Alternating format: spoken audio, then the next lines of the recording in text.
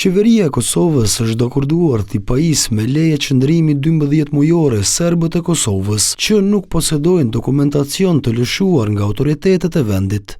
Kështu u vendos në takimin e kryeministrit Albin Kurti me përfaqësuesin special të Bashkimit Evropian për dialogun Kosovë-Serbi, Peter Sorensen dhe ambasadorin e BE-s në Kosovë, Ivo Orav të shtunën. Këto masa janë marrë me qëllim që të zbuten pasojat e zbatimit të ligjit për të huajt që kryesisht prek komunitetin serb në Kosovë. Referuar ligjit që qeveria e konsideron mes tjerash të rëndësishëm edhe për sigurinë e shtetit, ata që nuk kanë dokumente të Kosovës duhet të marrin leje qëndrimi.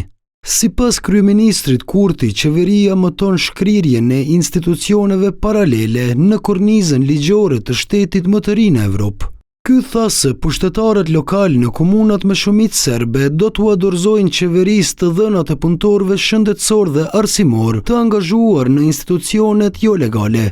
Lista këto që pastaj do të shërbejnë si bazë për dhënien e lejeve të përkohshme të qëndrimit për qytetarët e huaj që aplikojnë te Ministria e Punëve të Brendshme e Republikës Kosovës. Kjo vlen edhe për studentët. Kurti kumtoi se serbëve do të njihen edhe kartat e identitetit të lëshuara nga institucionet paralele të Serbisë deri më datën 15 mars. Qeveria e Republikës Kosovës po ashtu do të hapë një dritare të re 3 mujore për të mundësuar qytetarëve të nacionalitetit serb të regjistrojnë fakte civile, të cilat deri me datën 15 mars 2026 janë regjistruar nga strukturat ilegale. Zbatimi i ligjit për të huajt dhe për automjete është kundërshtuar nga përfaqësues të serbëve. Sidoqoftë i dërguari special nga evropianët Peter Sorensen deklaroi se e mirëpret këtë vendim të qeverisë.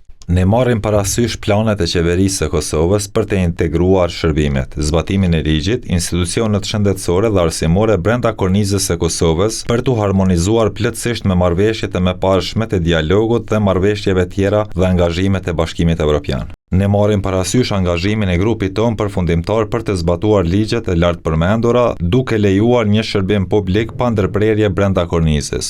Vendimi u cilësua si progres në dialog edhe nga shefja e politikës së jashtme e BE-s, Kaja Kallas, e cila shprehu gatishmëri për një takim të nivelit të lartë në kuadër të dialogut. Ndërkaq shefi të ashtu quajtur Zyra për Kosovën, Petar Petković, ka deklaruar se është evituar mbyllja e institucioneve esenciale për serbët në Kosovë.